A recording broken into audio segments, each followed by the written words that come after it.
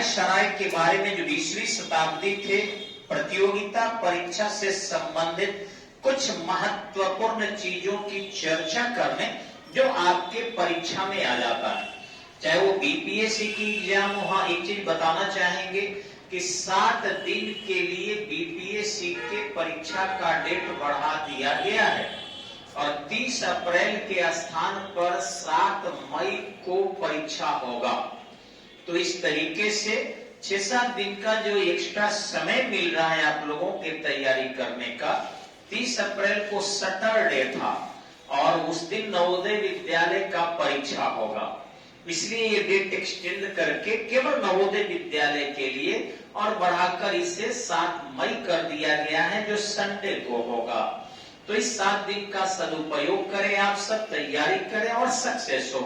तो हाँ, बीपीएससी के लिए, आईएएस के लिए, बिहार दरोगा जो 24 अप्रैल को मेन है उसके लिए, 27 मार्च को जो आपके फायरमैन बिहार पुलिस की परीक्षा है उसके लिए, इस एरिया से जो मैं आज करने जा रहा हूं वो मोस्ट कॉम्पिटिटिव पॉइंट से सुनेंगे उसे बार बार अपने यूट्यूब से, फेसबुक से, और जितने बार ध्यान रखिएगा, मैं हर बार रिक्वेस्ट करता हूं कि मेरे वीडियो को देखें नहीं सुने, इसलिए कि देखेंगे तो आंख खराब हो जाएगी।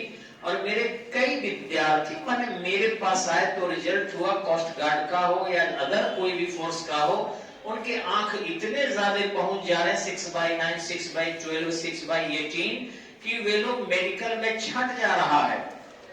कहीं आपके साथ भी ऐसा न हो जाए मोबाइल देखते देखते, इसलिए मैं कहूंगा आपको कि कृपया मोबाइल को सुनिए, ईयरफोन लगाकर देखिए मत, देखेंगे तो आंख खराब हो सकते हैं, बाकी आपकी मर्जी। तो चलिए आते हैं हम लॉर्ड कर्जन के समय में क्या क्या हुआ। लॉर्ड कर्जन 1899 से 1905 के बीच रहा। इसके समय में सबसे पहले स्थिति हुई थी कि इसने विश्वविद्यालय जो राजनीति के केंद्र थे उसको उन्होंने समाप्त किया। थॉमस रैले की अध्यक्षता में विश्वविद्यालय समिति का 1902 में गठन किया। 1904 में इनकी रिपोर्ट आई जिसे लागू किया। दूसरा कि विश्वविद्यालय के जो छात्र नेता थे उनके आजीवन निर्वाचन के स्थान पर शैक्षणिक अवधि में ही निर्वाचन और पुनः निर्वाचन को रोका। आर्कोलॉजिकल डिपार्टमेंट की इसने स्थापना किया। यह अपने भाषणों में कहा मेरी 2 पत्नियां हैं, एक मुस्लिम पत्नी है जो अधिक प्रिय है, यानी वो कहना चाह रहा था कि मुसलमान मेरे लिए अधिक प्रिय है। वह मुस्लिम लीग की स्थापना की भूमिका तय कर चुका था।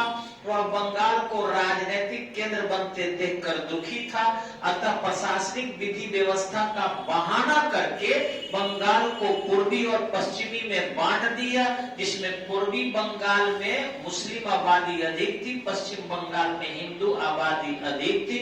रेलवे का विस्तार किया, बड़ी लाइन उसी के समय में बनाया गया। पुलिस के परीक्षा का आयोजन करना शुरू किया। शारीरिक जांच के पद्धति और पुलिस को ट्रेनिंग देने के सिद्धांत को कर्जन ने लागू किया। सभी वायसराय और गवर्नर जनरल में सबसे ज्यादा भारत के बारे में अच्छी जानकारी रखने वाला लॉर्ड कर्जन था। वह कहता है कि हमारे भारत में रहते हुए मेरी दिल की इच्छा है कि मैं कांग्रेस को मरते हुए देखूं और उसमें सहयोग करूं। आगे है लॉर्ड मिंटो जो हस्तक्षेपवादी नीति का अनुसरण किया था, यानी बहुत हस्तक्षेपवादी नहीं था, लेकिन इसी के समय में चूंकि 5 से 10 तक था। आपके 1906 में कांग्रेस की नींव पड़ी थी। 1909 में हमारे लिए मिंटो सुधार आया था।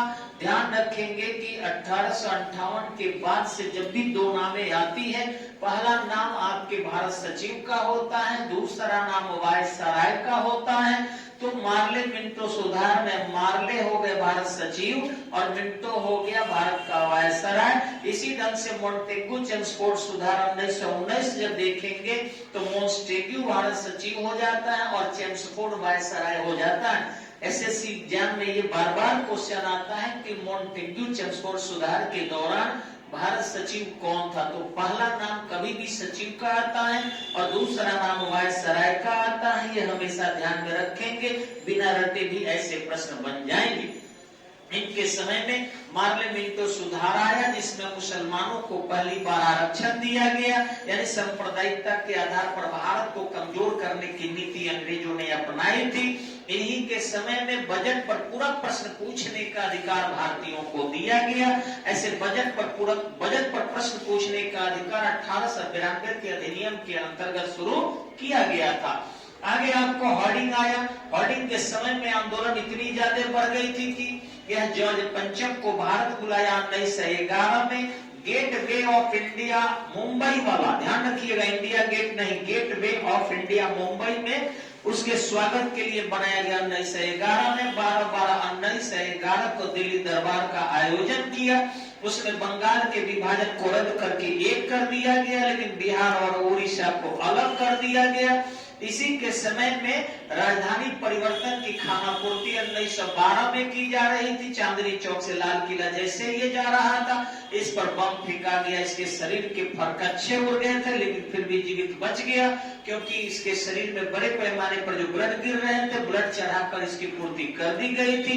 इसी के समय में कामागाटा मारू प्रकरण हुआ था 1913 में। इसी के समय में 1913 में गद्दार पार्टी की स्थापना की गई थी। 1914 में बाल गंगाधर तिलक इसी के समय में मांडले जेल से छूट कर आए थे। गीता रहस्य की रचना का उन्होंने उद्घोष किया था। श्रीमती एनी बेसेंट जो थी, उन्होंने होम रूल के बारे में एक निबंध 1914 में इसी के समय में लिखी थी। 1915 में घोषणा किए थे तिलक ने होम रूलिंग की पहली स्थापना हम करेंगे। अप्रैल 1916 में होम रूलिंग की स्थापना कर भी दिए थे लॉर्ड हार्डिंग के समय में। हार्डिंग अप्रैल में इनकी स्थापना के बाद, यानी तिलक के होम रूलिंग की स्थापना के बाद यहाँ से वो चला गया और उसके स्थान पर आ गया आपको चेम्सफोर्ड। लॉर्ड चेम्सफोर्ड के समय में श्रीमती एनी बेसेंट ने द्वितीय यानी कि अपना होम रूल लीग की स्थापना की। एनी बेसेंट का होम रूल लीग का कार्यक्षेत्र बहुत बड़ा था। 1916 में कांग्रेस की लखनऊ अधिवेशन हुई। लखनऊ अधिवेशन में महात्मा गांधी उपस्थित हुए। फाइनली जब 9 जनवरी 1915 को भारत में आ चुके थे, पहली बार कांग्रेस की बैठक में वो भाग लेते हैं। 1916 लखनऊ में राजकुमार शुक्ल उनसे लखनऊ में ही मिलते हैं, चंपारण के बारे में बताते हैं, तिनकठिया की चर्चा करते हैं। ये सब चेम्सफोर्ड के समय में ही होता है। उसी के समय में गरम दल नरम दल दोनों कांग्रेस एक हो जाता है। मुस्लिम लीग भी संयुक्त बैठक करती है। 1917 में श्रीमती एनी बेसेंट कांग्रेस की पहली महिला अध्यक्षा के रूप में कार्यभार संभालती है। उसी के समय में अंग्रेज अगस्त प्रस्ताव देते हैं और भारत में धीरे धीरे स्वायत्तता की बात करते हैं। श्रीमती एनी बेसेंट मुख्य राजनीति से अलग हट जाती है। वो कहती है जिस चीज की हम मांग कर रहे हैं वह मांग अंग्रेज मान गए हैं। ऐसी स्थिति में हम जो है एकदम से अब आंदोलन उग्र नहीं चला पाएंगे। सुरेंद्रनाथ बनर्जी उदारवादी कांग्रेस लेकर 1918 में अलग हट जाते हैं। सेकेंड वर्ल्ड वार चल रहा होता है। महात्मा गांधी को सर्जन की उपाधि दी जाती है। इसी चेम्सफोर्ड के समय में चंपारण सत्याग्रह होता है। महात्मा गांधी सफल होते हैं। इन्हीं के समय में आपको गुजरात में जो खेरा विद्रोह होता है किसानों का, वहां पर महात्मा गांधी नेतृत्व करते हैं। ठीक इसी ढंग से अहमदाबाद मिल मजदूर आंदोलन भी होता है। 1919 में इसी के समय में एक बहुत बड़ा बिल आता है जिसको बड़े पैमाने पर भारतीयों को सजा दी जा सकती थी। किसी प्रकार के कोई भी भारतीयों की न तो वकील रखना था न दलील देना था। और इस तरीके से ये भारतीय जो उम्मीद करके चले थे कि 1914 से 1918 के बीच में हम जो है अंग्रेजों को मदद कर रहे हैं, फर्स्ट वर्ल्ड वार में हमें कुछ मदद मिलेंगे। लेकिन सिडनी रॉलेट की अध्यक्षता में एक समिति का गठन करके इनको दबाने का प्रयास किया गया, जिसके विरोध में महात्मा गांधी ने भारत में बड़े पैमाने पर एक राष्ट्रव्यापी बंदी की घोषणा की। उसी समय में आपको पंजाब में हिंदू और मुसलमानों की एकता का मिसाल देखा गया। उसमें अशफाकुल्ला खां का काफी योगदान था। जैसा कि आप जानते हैं कि इसको देखकर अंग्रेज थोड़ा नर्वस हो जाते हैं। महात्मा गांधी को पंजाब जाने से पहले गिरफ्तार कर लेते हैं। रॉयल एक्ट के विरोध में पूरा देश काफी उग्र रूप धारण कर लेता है, लेकिन दबाने के लिए वो तरह तरह के हथकंडे अपनाते हैं। और फिर पंजाब में बैसाख पूर्णिमा के दिन एक जालियांवाला बाग है, इस मेला का सहारा लेकर हमारे राष्ट्रवादी कुछ नेता जो उग्र राष्ट्रवादी थे वहां पर गोपनीय ढंग से मीटिंग कर रहे थे। 144 लगा हुआ था। लेकिन जनरल डायर को किसी ने सूचना दे दिया, वहां पहुंचकर उस जालियांवाला बाग में तब तक गोलियां बरसाई जब तक कि गोलियां ही समाप्त नहीं हो गई। यह 13 अप्रैल 1919 की घटना है। बहुत सारे लोग मारे गए, लेकिन वो कहता है कि 379 ही हमारे गोलियों से मरे हैं। एक कुआं था जिसमें बचने के लिए सब कूदते गए और लगभग 1375 लोग वहां मारे गए थे, लेकिन वो स्वीकार नहीं किया। ये बहुत बड़ी दर्दनाक घटना थी। महात्मा गांधी इसे महसूस किए थे। उसी समय में फर्स्ट वर्ल्ड वॉर के दौरान तुर्की में जो था खलीफा, उसकी सत्ता को अंग्रेजों ने हटा दिया था। ऐसी स्थिति में खिलाफत की स्थापना के लिए जो है भारत के मुसलमानों ने भी प्रयत्न किया। महात्मा गांधी स्वयं इसका नेतृत्व किए खिलाफत आंदोलन का। लेकिन एक चीज हुआ, गांधी जी स्वीकार करते हैं कि धर्म के आधार पर आंदोलन चलाकर देश में एकता स्थापित करना अच्छी बात नहीं है। वो महसूस करते हैं कि जिंदगी के उन्होंने गलत कदम उठाया। तुर्की में मुस्तफा कमाल पाशा ने स्वयं मुसलमान था, खलीफा को मार दिया और मारते ही जिन्ना यहाँ बदल दिया और कहने लगा अब तो हमारा मकसद कोई है नहीं कांग्रेस के साथ रहना, अब कांग्रेस हमारी एक विरोधी पार्टी है और अपना राग अलग अड़पने लगा। और महात्मा गांधी यहाँ अपने आप को चीटिंग करते हुए महसूस किए कि जिन्ना उनको चिट कर लिया, उनका मिसयूज कर लिया। इतना ही नहीं, महात्मा गांधी ने गरीब लोगों को जोड़ने के लिए और अंग्रेजों पर एक शैडो रेवोल्यूशन की छाया को डालने के लिए असहयोग आंदोलन के सिद्धांत को लेकर चलने का निर्णय लिया। नागपुर अधिवेशन 1920 कांग्रेस ने इसकी अनुमति दी। 1 अगस्त 1920 को सहयोग आंदोलन महात्मा गांधी ने प्रारंभ कर दिया, जो आपके 13 फरवरी 1922 तक चला। सहयोग आंदोलन 3 चरणों में चलाना था। अभी 2 ही चरण की घोषणा हुई थी। तब तक 5 फरवरी 1922 को गोरखपुर के चौड़ा चौड़ी में बड़े पैमाने पर नरसंहार हुआ। वहां 21-22 पुलिसकर्मियों को थाना में घेर कर जिंदा जला दिया गया था। आर.एल. शुक्ला की किताब पढ़ लेंगे, बलिया के रहने वाले हैं। दिल्ली की यूनिवर्सिटी से हिंदी माध्यम कार्यान्वयन निदेशालय से निकलता है मोटी सी किताब आधुनिक भारत का इतिहास, जिसमें इस घटना को या कहें आधुनिक भारत के इतिहास को बहुत बेहतरीन ढंग से उन्होंने लिखा है। स्पष्ट किया है कि वहां पर एक चरवाहे को अंग्रेज जो है सूचना देने के नाम पर जेल में बंद कर दिए थे, जंजीर ही लगी थी, उसे मारकर राप्ती नदी में फेंक दिए थे। कुछ चरवाहों ने देख लिया था, उसी को मारने के लिए पब्लिक गई हुई थी। अंग्रेजों का बर्ताव बहुत अच्छा नहीं था। फिर ये दुर्घटना हो गई। महात्मा गांधी ने महसूस किया कि हम अहिंसात्मक ढंग से भारत में आंदोलन चलाने की बात कर रहे हैं, लेकिन हिंसा का रूप धारण कर लिया। विश्व विजेता के रूप में ब्रिटेन स्थापित है। यदि हम हिंसक नीति अपनाते हैं तो हम लोगों को अंग्रेज कुचल देंगे और फिर आंदोलन उफल नहीं पाएगा। और इसलिए महात्मा गांधी ने काफी समझदारी से सहयोग आंदोलन को वापस ले लिया। परंतु सुभाष चंद्र बोस ने कहा कि महात्मा गांधी राजनीतिक बचकाना की हरकत किए हैं, ये उचित नहीं है। साथ ही साथ जवाहरलाल नेहरू ने भी हल्की सी चुटकी ली थी कि गांधी जी शायद अपनी राजनीतिक मौत मर रहे हैं, लेकिन ऐसी बात नहीं थी। गांधी जी एक ही दिन में पूरे राष्ट्र के नेता हो गए और पूरे उन्हीं के नेतृत्व में आंदोलन आगे बढ़ने लगा। इसी के समय में चेम्सफोर्ड के समय में देखे होंगे प्रिंस ऑफ वेल्स आते हैं 1921 में भारत। मोंटेगू चेम्सफोर्ड सुधार के अंतर्गत ध्यान रखिएगा प्रांत में द्वैवर्गी की स्थापना जो है की गई और केंद्र में द्विसदनीय व्यवस्था, केंद्र में द्विसदस्यीय लोकसभा राज्यसभा 1919 के मोंटेगू चेम्सफोर्ड सुधार के अंतर्गत ही स्थापित किया गया था। इसके आधार पर 1921 में पहली बार चुनाव हुआ। 1921 के चुनाव के अंतर्गत लोकसभा 3 साल के लिए बनता था। बाद में 1923 में भी चुनाव हुआ। 1921 के चुनाव में कांग्रेस भाग नहीं ली। 1923 में भी 24 में भी भाग लेने वाले नहीं थी, परंतु 23 में ही कांग्रेस के ही कुछ लोग मिलकर एक स्वराज पार्टी की स्थापना कर दिए थे, जो मोतीलाल नेहरू और सी.आर. दास थे। ये सारी चीजें पता होगा आप लोगों को। आगे आते हैं रीडिंग के बारे में, जो 1921 से 1926 के बीच रहा। इसके समय में सबसे बड़ी परिवर्तन देखेंगे। महात्मा गांधी ने भारतीय संविधान बनाने की मांग की 1922 में। 1922 में ही बिहार के गया में कांग्रेस का अधिवेशन हुआ था। सी.आर. दास इसके अध्यक्ष बनाए गए थे, परंतु जेल में बंद होने के कारण सहयोग आंदोलन के दौरान उनकी चिट्ठियां आई और फिर यहाँ मौलाना आजाद, जो सबसे कम उम्र के व्यक्ति थे, मात्र 35 वर्ष की आयु के, उन्होंने सी.आर. दास की चिट्ठी को पढ़ा था। उसके बाद इस अधिवेशन में निर्णय लिया गया कि क्यों नहीं कांग्रेस के बैनर तले ही एक ऐसी पार्टी बनाई जाए जो पार्टी जो है चुनाव में भाग ले। फिर 1923 में सी.आर. दास और मोतीलाल नेहरू ने स्वराज पार्टी की स्थापना की और इस प्रकार 1924 के चुनाव में भाग भी लिया गया। विठल भाई पटेल 1924 में पहले इंडियन स्पीकर के रूप में जो है पदस्थापित हुए। कांग्रेस का मुख्य कार्य था कि सदन के अंदर जाकर बड़े पैमाने पर अंग्रेजों की कमजोरियों को गिनाया जाए। 1924 में मोतीलाल नेहरू ने स्पष्टतः भारतीय संविधान स्थापित करने की मांग की थी। 1925 में लिखित तौर पर मनवेंद्र नाथ राय ने भी भारतीय संविधान की मांग की थी। उसी समय में बिर्केनहेड जो अध्यक्ष था, आपके भारत सचिव के पद पर आ चुका था, उसका नाम था बिर्केनहेड, यानी कि मोंटेगू चला गया था। इस मांग से जो है जवाहरलाल नेहरू हर विधायिकाओं में जाकर, कुल विधायिकाओं की संख्या 9 थी, हर विधायिका में जाकर बड़े पैमाने पर मांग करने लगे थे कि भारतीय लोगों को भारत के संविधान बनाने की अनुमति दी जाए। इसके आधार पर अंग्रेज काफी दुखी हो गए। दुखी होने के बाद बिर्केनहेड ने एक चुनौती दी कि अगर कांग्रेस सर्वानुमति से भारतीय संविधान का निर्माण करती है तो वैसी स्थिति में हम भारतीय लोगों को इसका परमिशन दे देंगे। और फिर जवाहरलाल नेहरू जो है इस चुनौती को करते हैं, स्वीकार करते हैं। मोतीलाल नेहरू की अध्यक्षता में 1927 में एक समिति भी बनती है, लेकिन वो समय पार कर जाता है, लॉर्ड इरविन का समय आ जाता है। 1926 से लेकर 1931 के बीच में लॉर्ड इरविन आता है। इधर देख रहे हैं सब लगभग 5 वर्ष के लिए ही हो रहे हैं।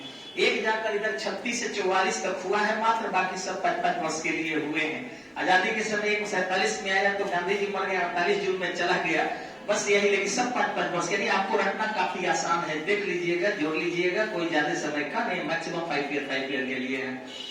तो मैं कहना चाहूंगा लॉर्ड इरविन के समय में जो है 27 में घोषणा की गई थी कि भारत में एक 7 सदस्यीय समिति आ रही, लेकिन सभी उसमें अंग्रेज होंगे। जॉन साइमन इसका अध्यक्ष होगा।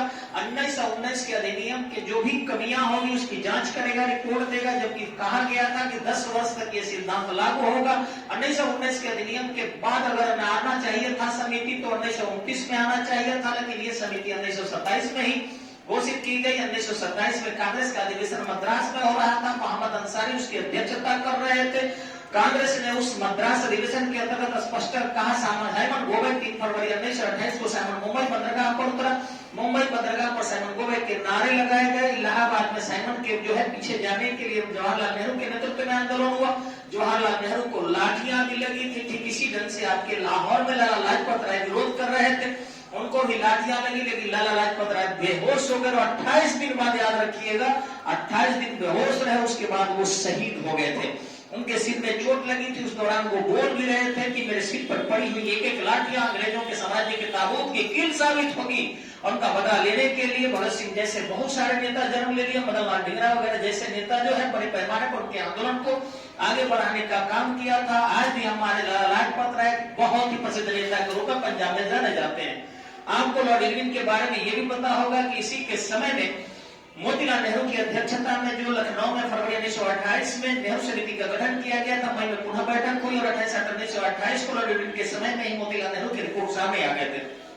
ठीक इसी ढंग से 1929 में महात्मा गांधी ने 11 सूत्री की मांग किया। देखा देखी मोहम्मद अली जिन्ना ने 14 सूत्री की मांग कर दिया। 1928 में कोलकाता अधिवेशन के दौरान दिसंबर में जवाहर मोतीलाल नेहरू अध्यक्षता करते हुए स्पष्ट किए कि 1 वर्ष के अंदर यदि हमारे रिपोर्ट का आप स्वीकार नहीं करते हैं, पूर्ण स्वतंत्रता की मांग करेंगे। 1929 में लाहौर में रावी नदी के किनारे मोतीलाल नेहरू के सुपुत्र जवाहरलाल नेहरू अध्यक्षता कर रहे थे। श्वेत घोड़े पर बैठकर श्वेत वस्त्र धारण करके हाथ में नंगी तलवार लेकर पूर्व दिशा में मुंह करते हुए 31 दिसंबर सन 1929 को उन्होंने घोषणा किया कि हम पूर्ण स्वतंत्रता की मांग करते हैं और 26 जनवरी 1930 को पूरे भारत में तिरंगा फहराया जाएगा। पूरे भारत में जो है 1930 से तिरंगा फहराना प्रारंभ कर दिया गया और यह काम 1947 तक हुआ।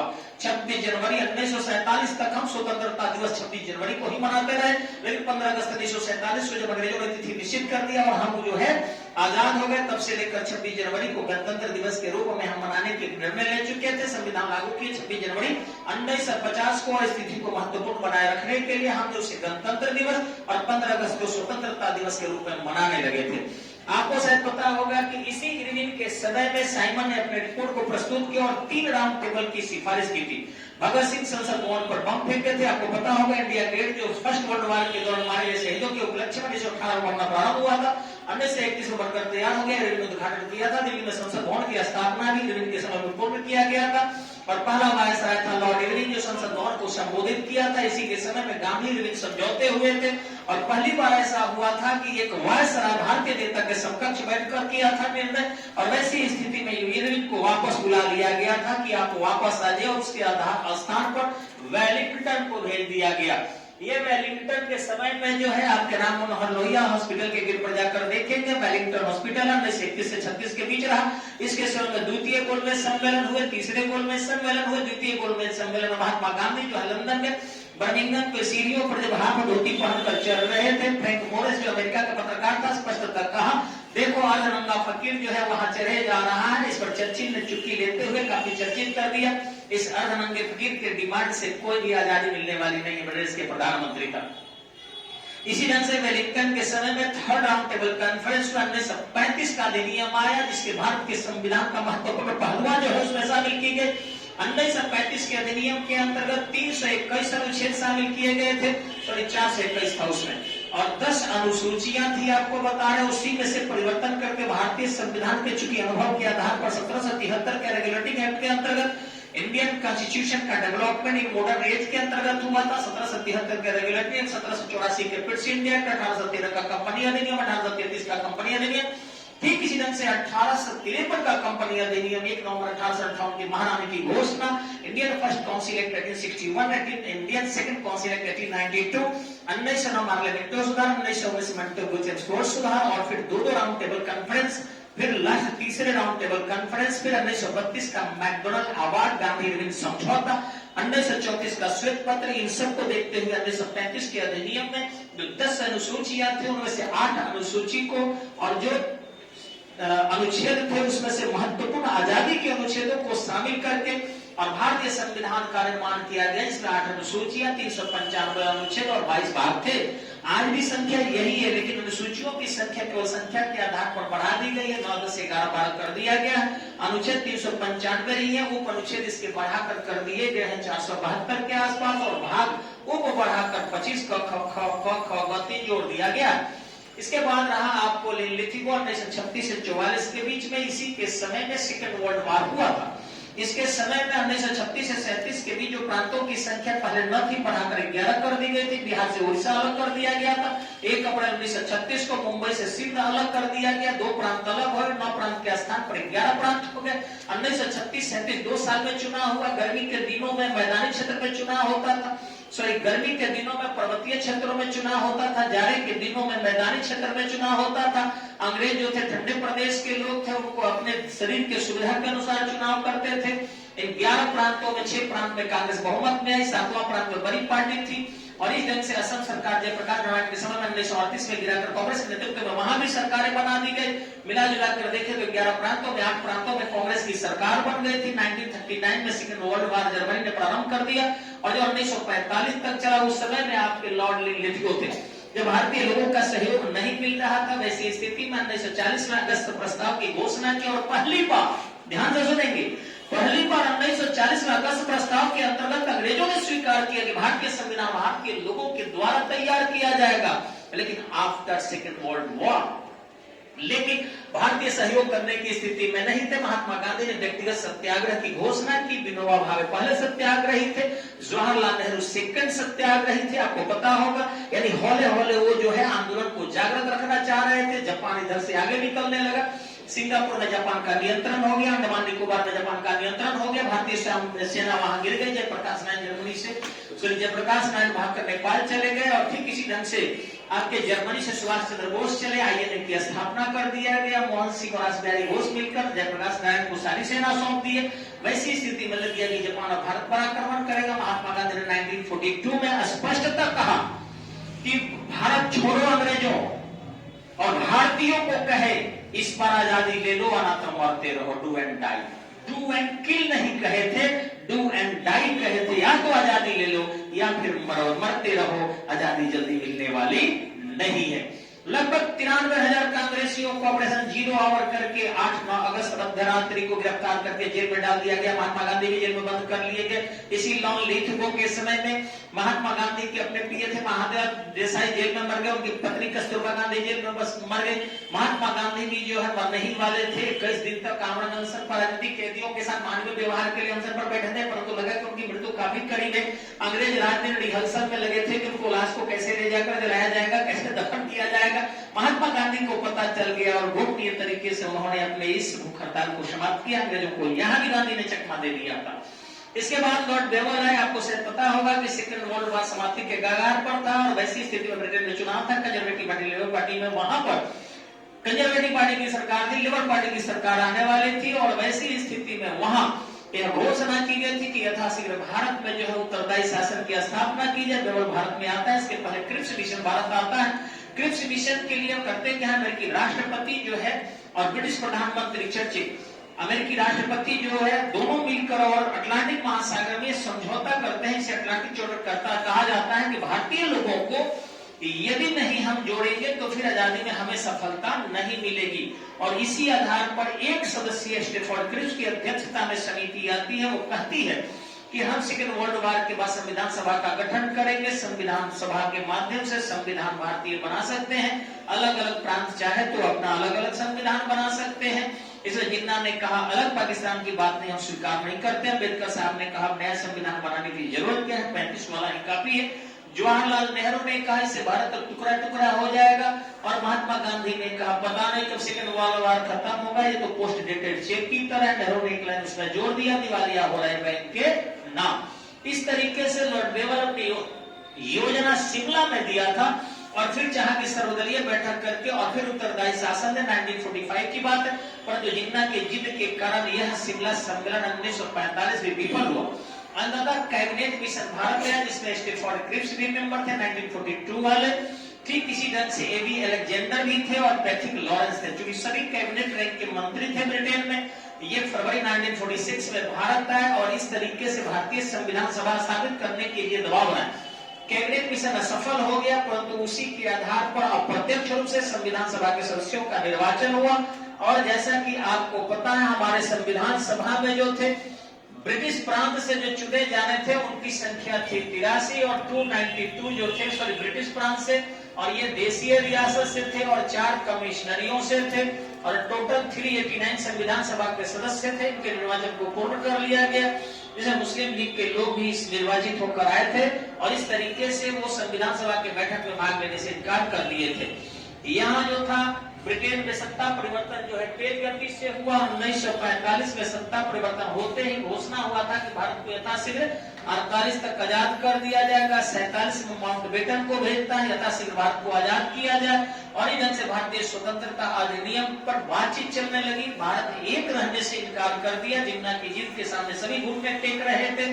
आपको शायद पता होगा कि 16 अगस्त 1946 को जिन्ना ने सीधी कार्रवाई दिवस मनाया था और कहा था कि 16 अगस्त 1947 को इसकी वार्षिकी मनाई जाएगी। बड़े पैमाने पर कत्लेआम को देखकर माउंटबेटन ने घोषणा की उसके एक दिन पहले 15 अगस्त 1947 को भारत को आजाद कर दिया जाएगा। ऐसे सेकेंड वर्ल्ड वॉर के दौरान जब जापान पर 9 अगस्त 6 अगस्त 1945 हिरोशिमा और नागासाकी पर जब बम गिरे थे उसका नेतृत्व माउंटबेटन ही कर रहा था। 13 अगस्त को वहां पर जापान के शासन ने सरेंडर कर दिया था, फिर भी नहीं माना। जैसा कि अभी मैं कहना चाहूंगा कि जेलेंस्की जो थे ऑलरेडी जो है सरेंडर कर चुका है, लेकिन रसिया का अपना मिशन है कि हम यूक्रेन को बर्बाद कर देंगे, तब घोषणा करेंगे कि जेलेंस्की जो है वो सरेंडर कर चुका है। शायद नाटो इतनी बुद्धि नहीं रखता है जितना रूस भी रख रहा है। रूस भी कोई साधारण नहीं है, भी यूरोपीय देश है। तो जब तक वो 20 दिन बम नहीं गिरा लेगा और पूरी तरह कमर नहीं तोड़ देगा, अपने एक्सपायरी बम का प्रयोग करके विश्व में अस्त्र शस्त्र के व्यापार की पूरी तरह इंतजाम जब तक नहीं कर लेगा, तब तक युद्ध रूस खत्म करने वाला नहीं है। वो जेलेंस्की के पुराने वीडियो को ही जारी करते रहेगा। विश्व के लोगों को क्या पता कि यूक्रेन लड़ रहा है कि नहीं, यूक्रेन तो मर रहा है और मारने वाला मारे जा रहा है। इसको मारकर जैसे गली के कुत्ते को मारकर पड़ोसी को डरवाया जाता है, वैसे ही यूक्रेन को मारकर अमेरिका को डरवा रहा है और विश्व में अपने अस्त्र शस्त्र बेचने का युद्ध कर रहा है। अभी विश्व में सबसे ज्यादा युद्ध अस्त्र बेचता है अमेरिका लगभग 30% के लगभग, और रूस बेचता है 20% के आसपास। चीन बेचता है 5वें स्थान पर है 5.5% के आसपास। सबसे बड़ा अस्त्र शस्त्र के खरीदार देश सर्बियन कंट्री है अगर संख्या में देखें तो, और भारत जो है दूसरे स्थान पर है, अस्त्र शस्त्र खरीदते हैं। विश्व के लगभग 184 कंट्री 194 कंट्री में अस्त्र शस्त्र खरीदते हैं। तो एक बहुत बड़ा व्यापार तलाश रहा है रूस। यूक्रेन से नहीं लड़ रहा है, वो अमेरिका को दिखा रहा है और विश्व को दिखा रहा है कि मेरे पास अस्त्र शस्त्र कितने हैं और कुछ नहीं है। युद्ध का उद्देश्य सीधी सी बात है और अमेरिका भी अपने शस्त्र के कहीं न कहीं दिखाएगा, जैसे अफगानिस्तान में दिखाया था, वियतनाम में दिखाया था और इराक में दिखाया था। यही परंपराएं हैं और ये चलती रहती है। तो मैं बता रहा हूँ इसी ढंग से जापान 13 अगस्त 1945 को सरेंडर कर दिया था। इसके बावजूद भी, उसके पहले भी कर दिया था, लेकिन दो बम गिराकर अमेरिका अपने ताकत को दिखाया था। 15 अगस्त को उसको सरेंडर का तिथि हुआ और फिर माउंटबेटन वहां से नेचर कराए। ऑस्ट्रेलिया भी 15 अगस्त को आजाद माना जाता है और भारत भी 15 अगस्त को आजाद हुआ। लेकिन भारत के विभाजन की घोषणा 3 जून 1947 को हुई। भारत में इस विभाजन के पत्र को गोविंद वल्लभ पंत इलाहाबाद में पढ़े और ब्रिटेन में इस भारत के विभाजन की घोषणा को स्वयं माउंटबेटन पढ़ा था। 4 जुलाई 1947 को भारतीय स्वतंत्रता प्रस्ताव ब्रिटिश संसद में प्रस्तुत किया गया। 18 जुलाई 1947 को ब्रिटिश संसद ने इसे पास किया। 22 जुलाई 1947 को झंडा समिति ने संविधान सभा को जेबी कृपलानी सौंपे झंडा और फिर आपके 14 अगस्त को भारत का विभाजन हुआ। 15 अगस्त को भारत आजाद हुआ। उस समय में माउंटबेटन ही था। लेकिन एक और चीज माउंटबेटन रह गया, महात्मा गांधी की सुरक्षा में थोड़ी सी ढील दी गई और 30 जनवरी 1948 को महात्मा गांधी शहीद हो गए। आजाद तो हो चुके थे, अंग्रेजों के सामने बहुत सुरक्षा थी, लेकिन आजादी के बाद बापू की सुरक्षा में क्यों ढील दी गई आप खुद समझदार होंगे। और इस तरीके से बापू इस देश में नहीं रहे। इतना ही नहीं, रात भर उनके लाश के पास भी कोई बैठा हुआ नहीं रहा था और अकेले ये माउंटबेटन वहां बैठे रहा। वो कहा कि भारत में गांधी जैसे लोगों का सम्मान नहीं है, मैं नहीं रहूंगा। रात भर रोया अकेला रोने वाला आदमी माउंटबेटन और तय किया कि यथाशीघ्र भारतीय कोई अपना भारत का कमान संभाले। इस पर वल्लभ भाई पटेल ने कहा नहीं, आप चले जाओगे तो हैदराबाद की समस्या का समाधान कैसे होगा, कश्मीर का समाधान कैसे होगा। तो इस ढंग से जो देशीय रियासतें थी उनको मिलाने के लिए उनको रिक्वेस्ट करके रहने दिया गया। देशीय रियासतें जो थी सरदार वल्लभ भाई पटेल ने तीव्रता से मिलाकर भारत को मजबूत देश के रूप में स्थापित किया। उसके बाद माउंटबेटन जून 1948 में चले गए। सी राजगोपालाचारी 48 से 50 तक रहे। संविधान जब गणतंत्र हो गया 24 जनवरी 1950 को सी राजगोपालाचारी ने घोषणा कर दिया कि मेरे अलावा किसी और को बनाया जाए। 26 जनवरी 1950 को राजेंद्र प्रसाद को संविधान सभा के अध्यक्ष पद से हटाकर भारत का राष्ट्रपति शपथ दिलाया दिया गया। 1952 में पहला राष्ट्रपति का चुनाव हुआ। 57 तक रहे, 57 से 62 तक रहे। 62 में पटना चले आए और सदाकत आश्रम में यहीं रहे।